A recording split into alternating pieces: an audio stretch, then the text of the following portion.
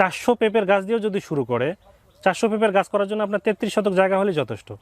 400 পেঁপের গাছ দিয়ে যদি শুরু করে, তাও সে বছরে 8 থেকে 9 লক্ষ টাকা ইনকাম করতে পারবে। অথবা মিনিমাম যে ধরেন বাজার নাই, আপনি বাজারে কোনো দামই নাই পেঁপের, তাও যদি আপনি 200 টাকা মন পান, তাহলে আপনার প্রোডাকশনটা বাড়াইতে হবে।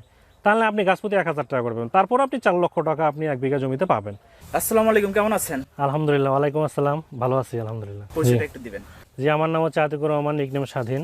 আমি একজন চাষি, পেঁপে চাষি বলতে পারেন। আচ্ছা, এর আগে আপনি কি করতেন? এর আগে আমি একটা প্রজেক্টের দায়িত্বে ছিলাম, তো ওখানে আমি পেঁপে চাষ করেছি। তো পেঁপে চাষ করতে গিয়ে দেখলাম যে না, আসলে পেঁপে অনেক লাভজনক ফসল। সেই সুবাদে আমি চাকরিটা ছেড়ে দিয়ে আমি নিজে একটা কিছু করার চিন্তাভাবনা নিয়ে এই বাগানটাকে শুরু করেছি আর কি।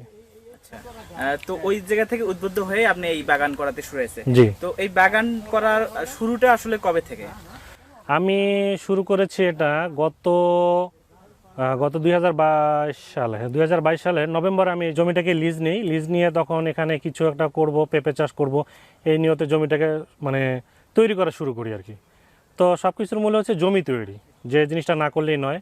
এই জমিটা অনুর্বর ছিল, আমি এটাকে 5 বছরের জন্য লিজ নিয়েছি। লিজ নেওয়ার পরে আমি এটাকে প্রচুর পরিমাণে জৈব সার এবং রাসায়নিক সার, চুন, ব্লিচিং যা যা দেওয়া দরকার আছে সব ম্যানুয়ালি দিয়ে আমি এই জমিটাকে প্রস্তুত করার পরে আমি সেপ্টেম্বরের 20 তারিখের মধ্যে আমি এখানে চারা রোপণ করি।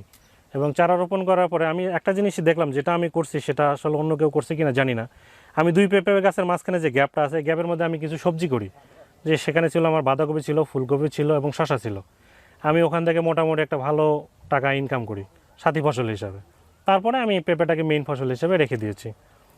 তো পেঁপে চাষ করতে গিয়ে যেটা দেখলাম যে আসলে পেঁপে অনেক লাভজনক একটা ফসল, এবং বাংলাদেশে এটা খাদ্য চাহিদার মধ্যে এক অনন্যতম ফল, যেটাতে আসলে কোনো ক্ষতিকারক দিক নেই। আর পেঁপে মাশাআল্লাহ আলহামদুলিল্লাহ, আল্লাহ তাআলা এই প্রাকৃতিক দুর্যোগ মোকাবেলা করার পরে যে পরিমাণ পেঁপে দিয়েছে, আমি আল্লাহর কাছে লাখো কোটি শুকরিয়া। আমার এই সর্বপ্রথম হচ্ছে পেঁপে চাষ করতে গেলে যেটা নির্বাচন করতে হবে সেটা হলো জাত। আমি একটা ভালো জাত নির্বাচন করছি, যার নাম হচ্ছে টপ লেডি। আমি মনে করি বাংলাদেশের মধ্যে সবচেয়ে একটা ভালো জাত, এবং এটা আমি যেহেতু 2-3 বছর করেছি, সেক্ষেত্রে আমার একটা অভিজ্ঞতা আছে। সেই অভিজ্ঞতার আলোকে আমি নিজে এখানে শুরু করেছি। শুরু করার পরে আমি সার, বিষ, কীটনাশক, পরিমাণ গাছের চারা রয়েছে কিংবা কতটুকু? আমার এখানে মূলত হচ্ছে চারা আছে 2000।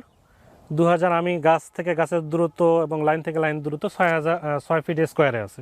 চারা আমার প্রাথমিক অবস্থায় 100-র মতো নষ্ট হয়েছিল, ওটা আমি সঙ্গে আবার রিপ্লেস করে দিয়েছি। নষ্ট হওয়ার কারণটা কি একটু জানবো? নষ্ট হওয়ার কারণ হলো ওই সময় বৃষ্টি হয়েছিল, বৃষ্টি হওয়ার কারণে গোড়া পচা ধরছিল, এবং গোড়া পচা ধরার কারণে আমি অবশ্য যদিও ফাঞ্জিসাইড স্প্রে করছি,